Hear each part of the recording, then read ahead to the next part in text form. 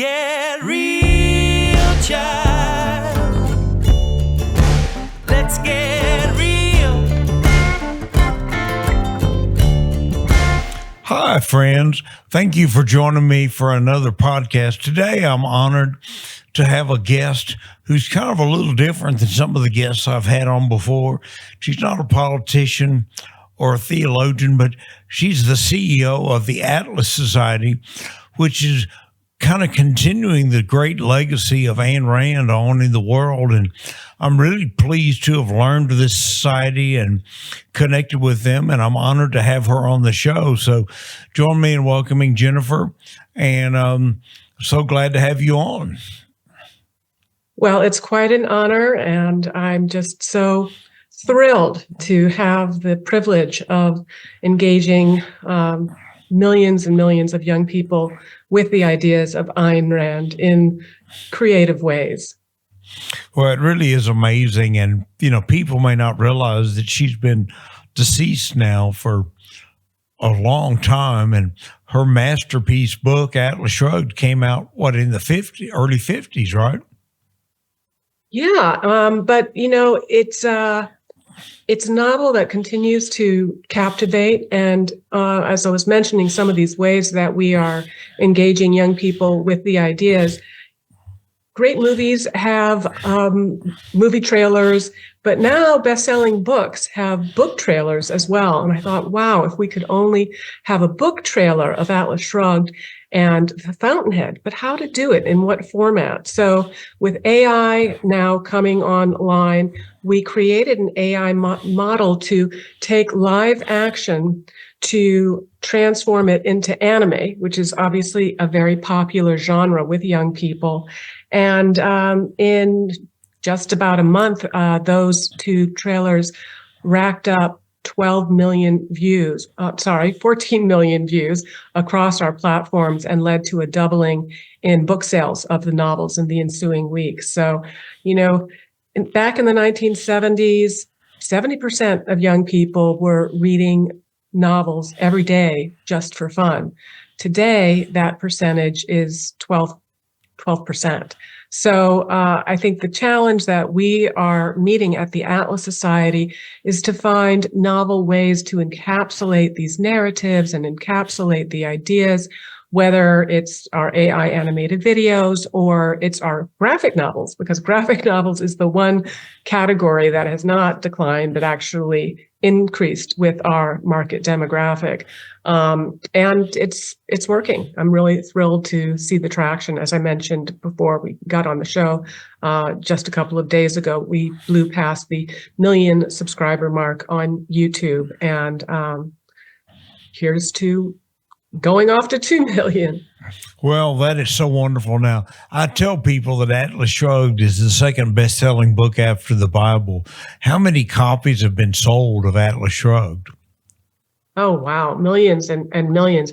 I don't know if it's the best-selling book, but certainly there was a Library of Congress poll in terms of which books Americans considered the most influential. And they did cite Atlas Shrugged as the most influential after the Bible. So, and it's interesting. Obviously, Ayn Rand is not religious. She's an atheist. But she does recognize the power of morality. And I think that, aside from the fact that it's a really gripping science fiction tale, action thriller, romance, mystery, but it's also more deeply a novel about philosophy and the power of ideas. And that's what she demonstrates. And people, even in Ayn Rand's day, used to ask her whether or not Atlas Shrugged was a prophecy, because they would look around and they would see things like boarded up storefronts or broken supply chains and mounting despair. And she had this to say. She said, Atlas Shrugged is not a prophecy of unavoidable destruction, but a testament to man's ability to avoid it if he chooses to change course. And that's really what we're trying to do at the end of the day at the Atlas Society, is to inspire these young people who are being indoctrinated on all sides to choose to change course, to choose individualism, choose reason, choose productivity and achievement, choose freedom. And so far, it's working. Well, that is wonderful. And I'm so glad to have gotten connected with the Atlas Society. I don't know exactly how that happened, but it's kind of the wonders of fate that I got connected with you all, and you all decided to be on my show. And my show has a very small viewership now, but I'm hoping to make it into a major free streaming station promoting a get real attitude about everything. To say get real basically is kind of a polite way of saying somebody is just foolish and irrational and needs to get real. Yeah. So that's my mantra as a person. I can't stand irrational thought. It just drives me insane.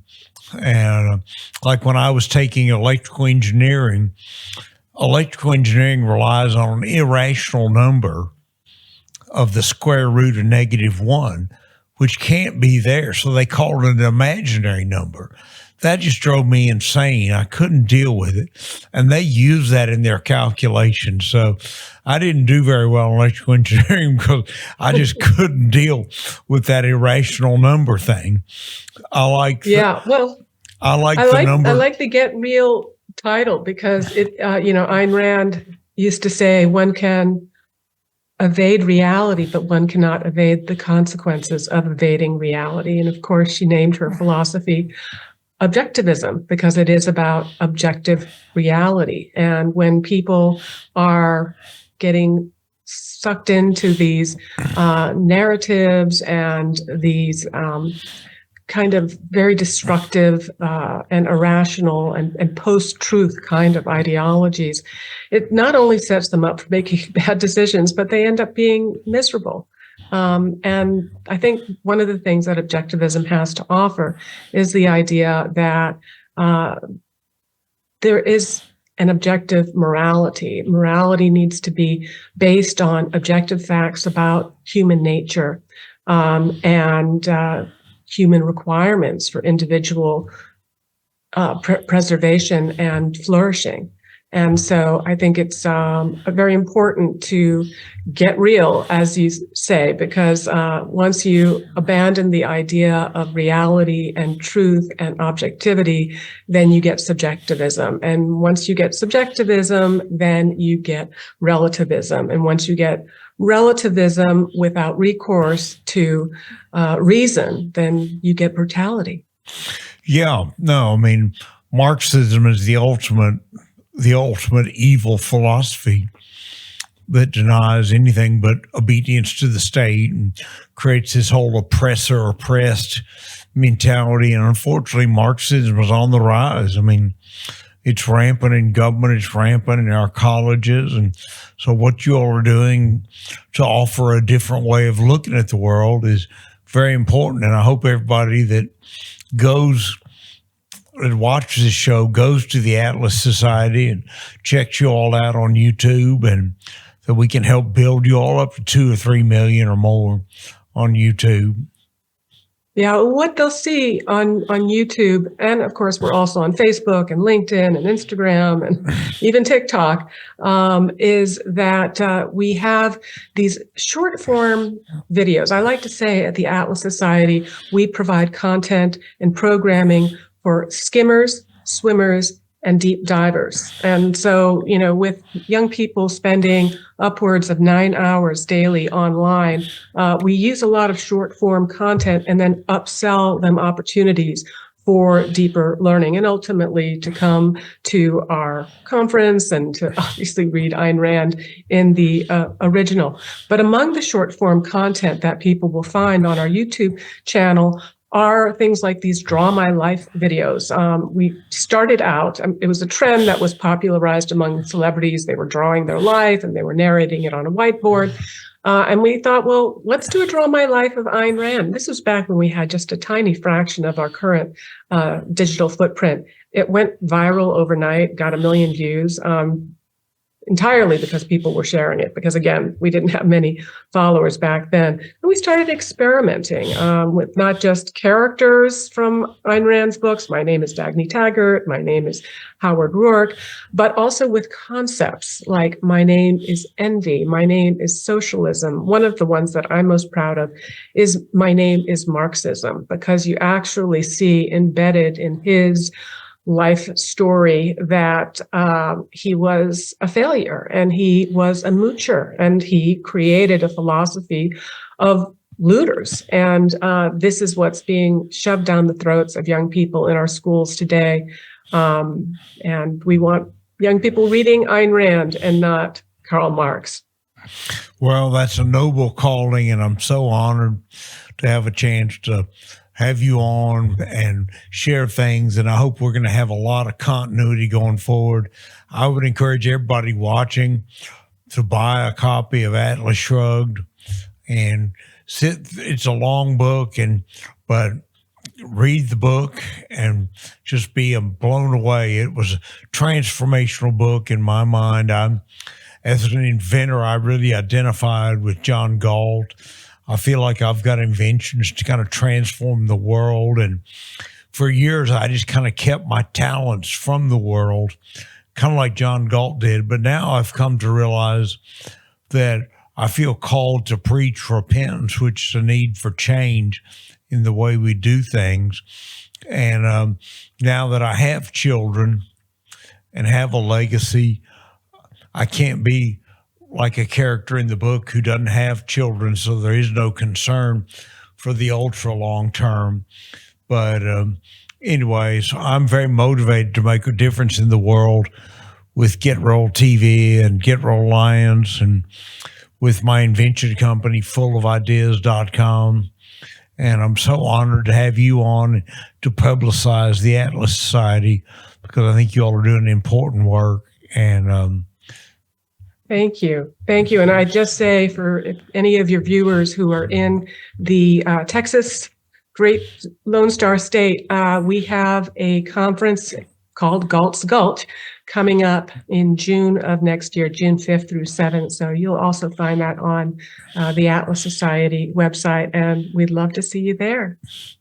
And that's in Austin?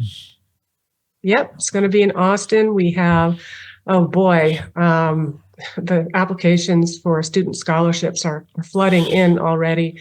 I think that we've already approved maybe 50 scholarships. We're hoping to bring 150 young people. It's a very competitive application process, but we're offering travel scholarships to students who have already read the books and are looking to learn more. So those are going to be 150 students from hopefully a lot from Texas, but from across the country and from around the world. And if you ever need a shot of optimism, come to this conference and talk to these kids. Is it open to older people too? Future. Yes, absolutely. So we're subsidizing the young people to come for this experience, and but I expect we'll probably have another 50 or so adult attendees. We're not subsidizing them, so don't be shocked by the ticket price. If you decide to come, you're helping to make it possible for us to provide this experience for young people. And of course, there are sponsorship opportunities as well if you want to get your company or your cause or what have you in front of these young people, because they really are the creme de la creme. Well, that's fabulous, and I hope that goes super well. Maybe you have even more, and maybe this show will help motivate some more people to go to the atlassociety.com website and check you all out. .org. .org. Okay. We are a nonprofit. Yeah. Well, good. Well, we're making a big difference. Get Roll TV is an LLC, so we don't have to hew to the government's control over what a nonprofit can do. So we're free to attack evil however it may lurk, and whether it's in a candidate or in a group or an association, because there is so much evil out in the world. And I believe in, that there is good and evil in the world, and that's my personal philosophy that's shaped by both Ayn Rand's work, which was very instrumental in my early years, but also the Bible, which is a very powerful book. And in many ways, John Galt, the hero of Atlas Shrugged, is kind of a secular Jesus coming to save the world from of evil fate, and succeeds in the book, which is so wonderful. Yeah. Well, what you had said earlier about evil really makes me think that the people that went on strike in Atlas Shrugged, that went to the Gulch, they were shrugging because of the heavy and oppressive burdens that were, being pressed down upon them. But they were also saying that they weren't willing to be sacrificial animals, and that this was an act of self-preservation. And I think that's deeply at the core of Ayn Rand's philosophy, that it is immoral to sacrifice oneself, and it is immoral to sacrifice others to oneself. And her view of evil was that it was ultimately irrational, and because it was ultimately irrational, it was ultimately impotent. And there's that wonderful exchange in Atlas Shrugged between Hank Rearden and Dagny Taggart, in which Rearden says, all of that evil, it cannot last, it's irrational, it's demented, so it has to defeat itself. You and I will just have to work a little longer and harder for now. That's all. I'm paraphrasing, but that's basically how it went. And so I'm just delighted to be joining that fight with you, and wishing you as well all of the greatest successes in your endeavors. Well, we are happy about it. I'm having some great connections and great things happening, and I hope I can do a lot more to promote the Atlas Society and encourage people to read Ayn Rand, and also to see my works and my interpretation of it. And I'm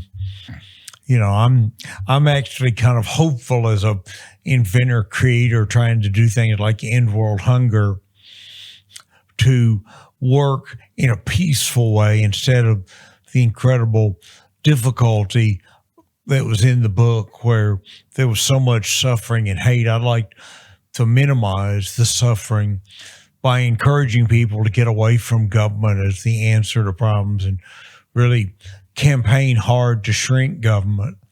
And as an LLC, we're free to attack government more directly than, unfortunately, many people who are very much promoting the freedom and independence from government get trapped in that nonprofit world where they can't attack the proponents of evil very directly because of the regulations regarding nonprofit status. Like Dennis Prager is a phenomenal conservative voice for freedom and whatnot, but he's nonprofit, so he can't go after any particular individual, can't endorse a candidate. Well, like Adam Smith, when asked to what he attributed the marvel of capitalism, he talked about specialization. He talked about diversification, and so the fact that we have different nonprofit groups doing different things, including other groups that are PACs that have ability to do things that are more political, and groups like yours. So I think it's great to have this diversification, and also the ability to specialize and meet the different needs that are out there in the marketplace of ideas. Yeah, well, that's what it is, a marketplace of ideas, and may the best ideas win. Unfortunately, sometimes the irrational evil ideas get a big boost, and I'm hoping that we have a return to rational thought, but we don't seem to have that in the political discourse. And there's this irrational thought that we can borrow money forever, and there's no consequences to stealing capital and spending it as government spending, which is what government debt is. I mean, people think they're saving money to buy a government bond, whether it's a corporation or an individual or a pension fund or a college endowment. they think, hey, I'm buying government bonds, so that's an investment. But really, it's just a tax on capital because it can't be paid back. It's a Ponzi scheme where it relies on a net new inflow of money exceeding the amount of people that want to redeem funds. So the growth of debt during my lifetime is shocking. From when I read Ayn Rand's Atlas Shrugged in 1979, the debt was less than $1 trillion. And now the official debt is like 35 trillion. 36 was the latest number.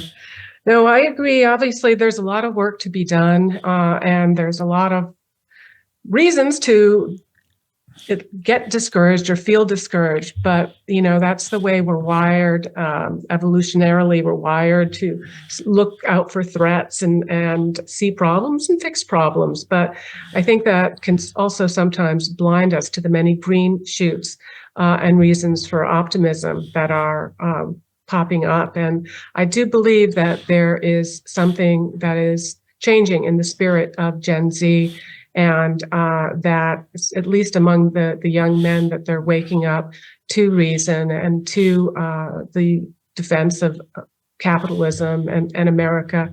And, to the extent that the Atlas Society is helping to drive that, I think that there's plenty of reasons to stay motivated and continue to work towards that future. As Ayn Rand used to say, those who fight for the future live in it today. So I'm really thrilled to be fighting for and living in that future with you, David.